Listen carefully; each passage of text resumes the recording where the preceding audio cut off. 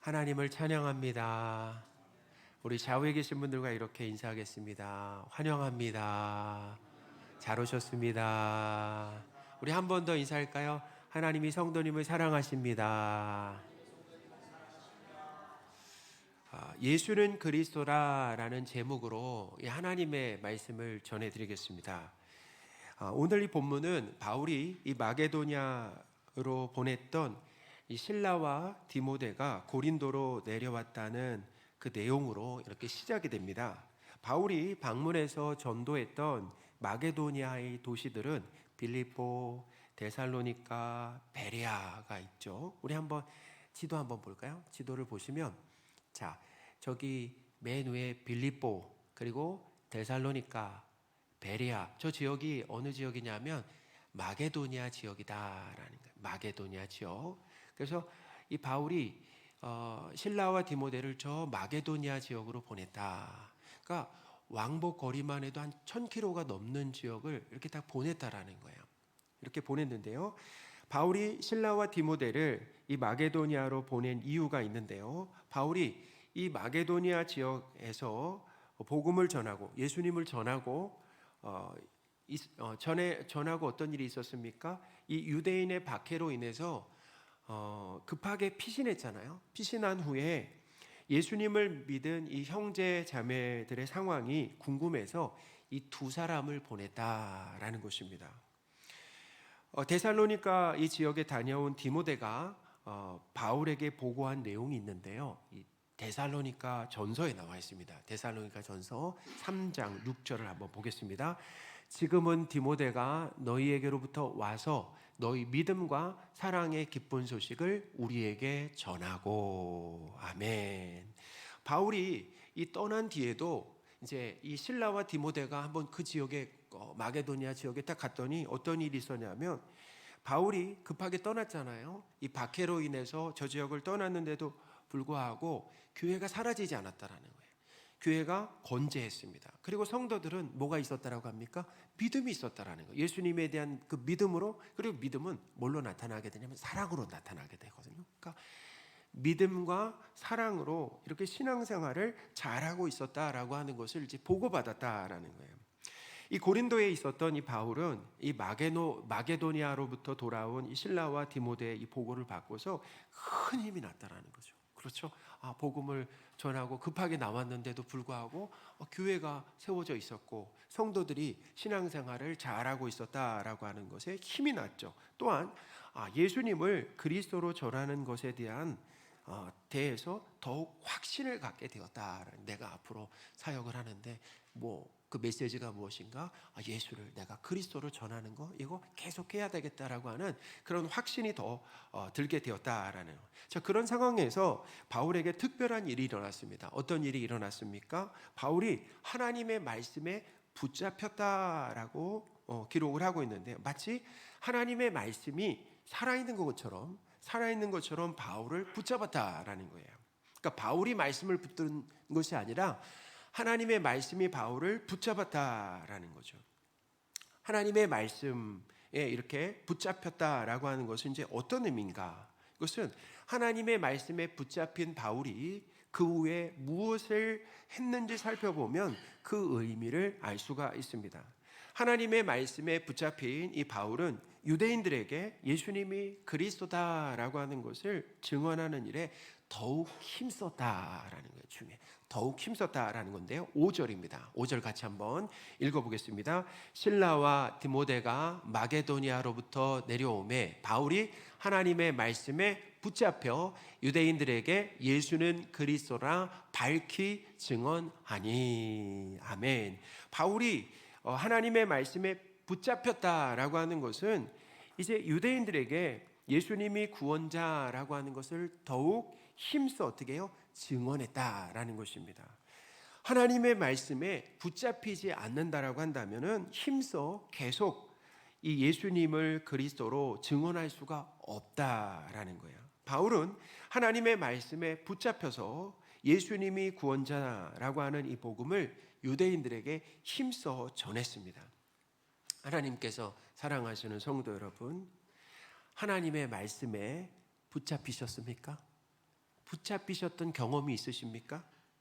하나님의 말씀에 붙잡히시는 은혜가 우리에게 있으시기를 바랍니다. 하나님의 말씀에 붙잡히면 예수님을 구원자로 힘써 전할 수가 있다라는 것입니다. 붙잡히면 어떤 일이 일어난다고요? 예수님을 하나님과 구원자로 힘써 전하게 된다라는, 계속 전하게 된다라는 거예요. 전도는 우리가 경험하는 것처럼 내 능력과 열심으로 하는 것이 아닙니다. 안 돼요. 내 힘과 능력과 열심으로 안 됩니다. 내 능력과 그리고 열심은 오래가지 못해요. 그리고 능력과 열심이 있어도 하나님이 도와주시지 않는다라고 하면 아무런 결과가 없다라는 거예요. 하나님께서 은혜 주시고, 그리고 하나님께서 성령으로 충만하게 해주시고, 또 하나님의 말씀에 우리가 붙들려야만 예수님을 힘써 전할 수가 있다라는 거죠. 그러니까 이 의미는 뭐냐면 하나님의 능력으로만, 하나님의 도움으로만 예수님을 하나님과 구원자로 전할 수 있다라는 그 의미입니다. 하나님께서 은혜 주시고 또 성령으로 충만하고 하나님의 말씀에 붙잡혀야 예수님을 힘써 전할 수가 있어요. 하나님의 말씀에 붙잡히는 그 은혜를 달라고 간절히 기도하시는 저와 여러분들이 되셨으면 좋겠습니다. 우리가 알았잖아요. 그래서 하나님, 저에게도 하나님의 말씀에 붙들리는 그 은혜를 주십시오라고 기도하는 거죠. 그러면 그 은혜를 주신다라고 한다면 우리에게 뭐야? 능력을 주심으로, 힘을 주심으로, 담대함으로 예수님을 그리스도다라고 힘써 계속 전할 수가 있다라는 것입니다. 바울이 이 하나님의 말씀에 붙잡혀서 예수님을 전했지만 유대인들은 예수님을 믿지 않았다라고 오늘 본문에 기록을 하고 있어요. 오히려 바울을 대적하고 비방했습니다. 그러니까 조직적으로 바울을 죽일 듯 달려들었다라는 것인데요. 6절입니다. 우리 6절을 같이 한번 읽어보겠습니다. 그들이 대적하여 비방하거늘. 아멘.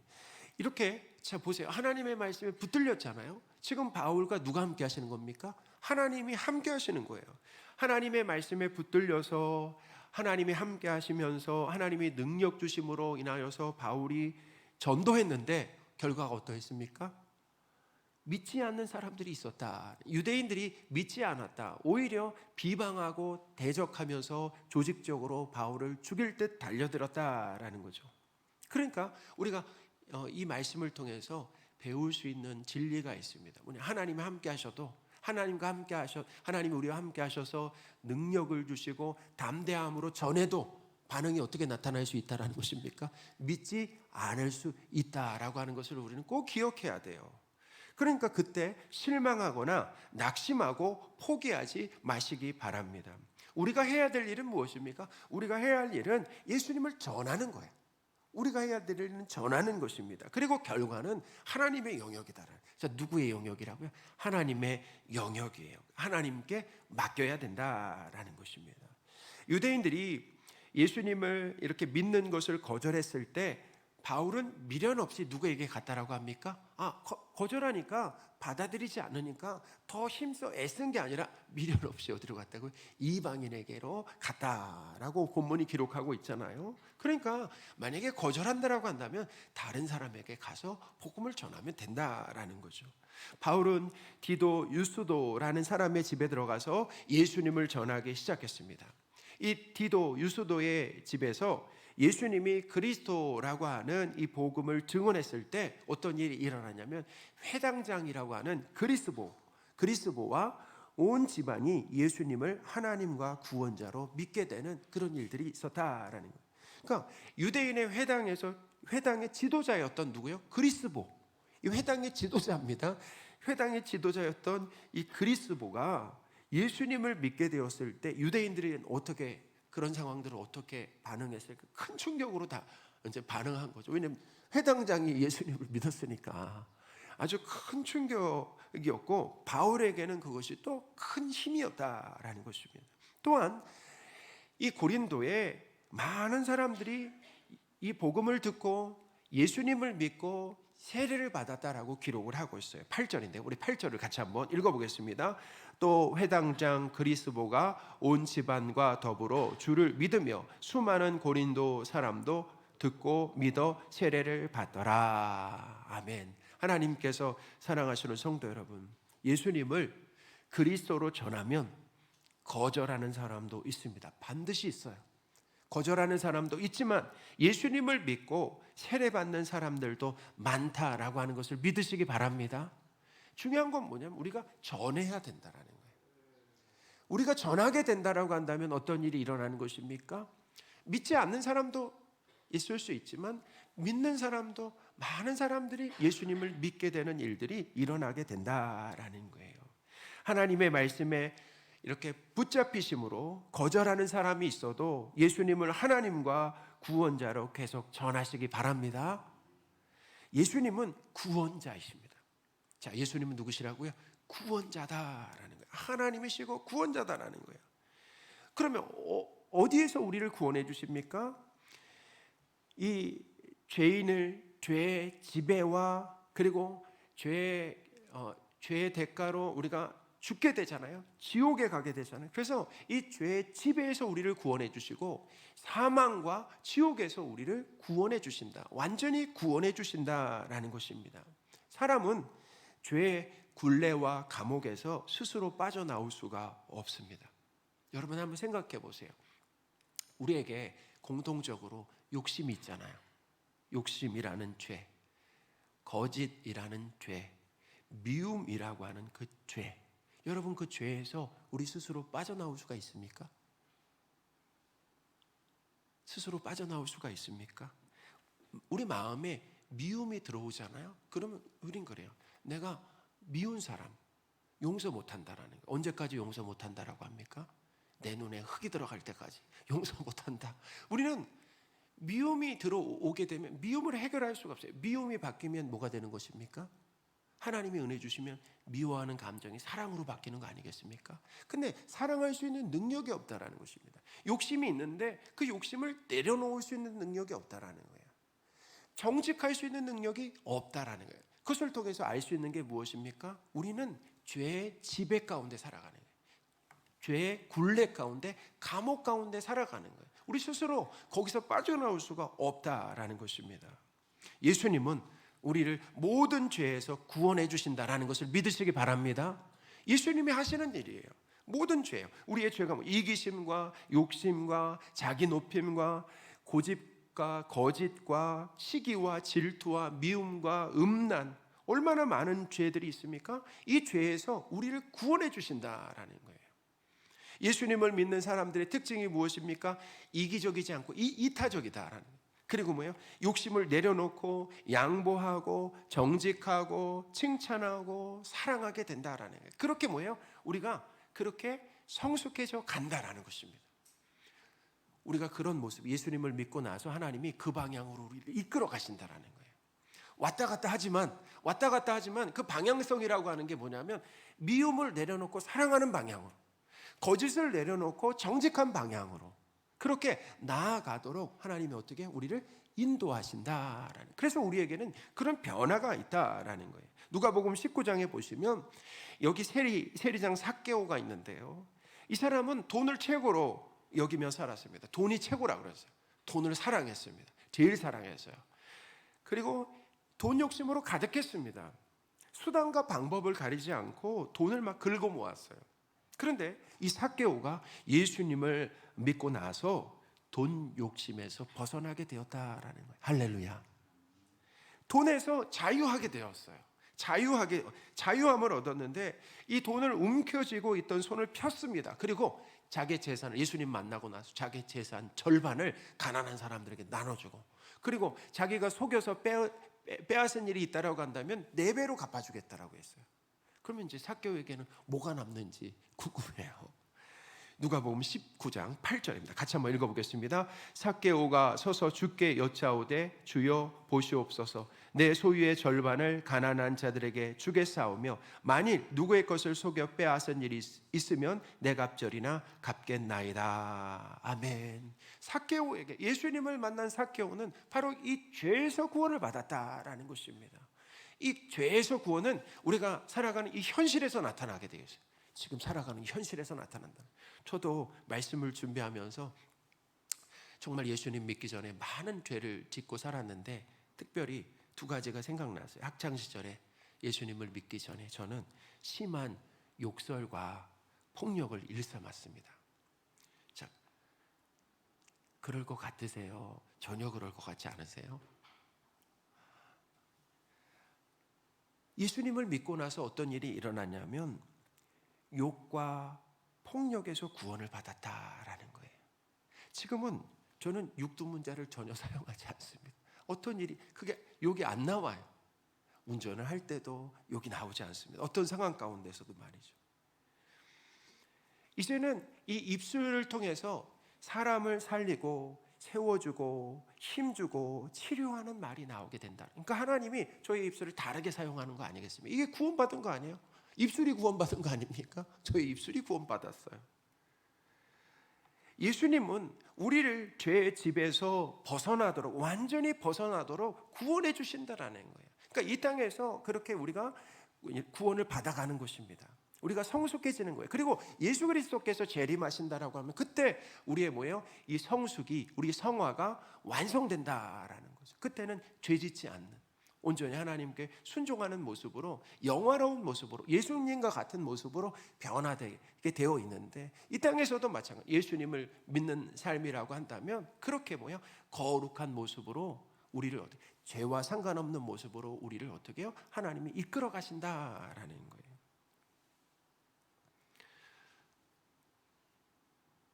예수님을 구원자로 믿으시기 바랍니다. 예수님을 구원자로 믿게 된다라고 한다면 우리 죄에서 자유함을 주시는 것뿐만 아니라 죽음과, 그리고 죄로 인한 지옥 있잖아요. 죽음과 지옥에서도 우리를 구원해 주신다라는 거예요. 우리를 죄와 죽음과 지옥에서 구원하실 수 있는 유일한 분은 예수 그리스도밖에 없다라는 것입니다. 그러니까 그 예수님을 어떻게 우리가 믿어야 되는 거예요. 저는 예수님 믿고 천국을 경험하고 있습니다. 예수님 믿기 전에는 지옥의 삶을 살았어요. 죄를 짓고 불행하고 후회스러운 삶을 나았다라고 한다면 예수님을 믿고 나서는 기쁨이 있고 뭐예요? 행복이 있고 감사가 있고 천국을 경험하고 있다라는 것입니다. 이게 바로 예수님을 믿느냐 믿지 않느냐라고 하는 아주 중요한 차이가 우리의 삶의 뭐예요? 결과를 보여준다라는 것입니다. 예수님을 믿는 분들은 예수님을 구원자로 전하시기 바랍니다. 예수님을 구원자로, 얼마나 값진 일입니까? 귀한 일입니까? 사람들에게 예수님을 선물하고 천국을 선물하고 기쁨과 감사를 선물하는 거 아니겠습니까? 예수님을 믿게 될 때 죄에서, 사망에서, 지옥에서 구원받아서 천국의 삶을 살게 된다라고 하는 거 얼마나 가치 있는 일입니까? 예수님을 믿는 분들은 예수님을 구원자로 전하시기 바랍니다. 오늘 성찬식을 하는데요, 성찬식은 예수님께서 우리의 죄를 대신해서 십자가에서 죽으시고 부활하심으로 우리가 죄사함을 받고 하나님의 자녀가 된 것을 기념하며 감사하는 예식입니다. 바울은 이 고린도 교회 성도들에게 이렇게 얘기했어요. 떡과 잔을 마시는 이 성도는 예수님께서 재림하실 때까지 예수님의 십자가 죽음을 계속 전해야 된다라고 가르쳐 주었어요. 고린도전서 11장 26절인데요. 같이 한번 읽어보겠습니다. 너희가 이 떡을 먹으며 이 잔을 마실 때마다 주의 죽으심을 그가 오실 때까지 전하는 것이니라. 아멘. 성찬식은 우리가 예수님의 십자가의 죽으심으로 죄사함 받고 하나님의 자녀가 되었다라는 것에 감사하는 것입니다. 감사하는 거예요. 또한 우리가 천국에 갈 때까지 예수님을 전해야 된다라고 하는 것을 가르쳐 주고 있어요. 이 땅에 사는 동안 어떻게 살아야 될 것인가? 어떻게 살아야 된다고요? 천국에 가기 전까지 예수님을 전하며 살아야 된다라고 하는 것을 이 성찬식을 통해 가르쳐 주고 있다라는 것입니다. 성찬식을 하시고 우리 죄를 대신해서 십자가에서 죽으시고 부활하신 예수님을 하나님과 구원자로 전하는 삶을 사시는 저와 여러분들이 되셨으면 좋겠습니다. 아멘.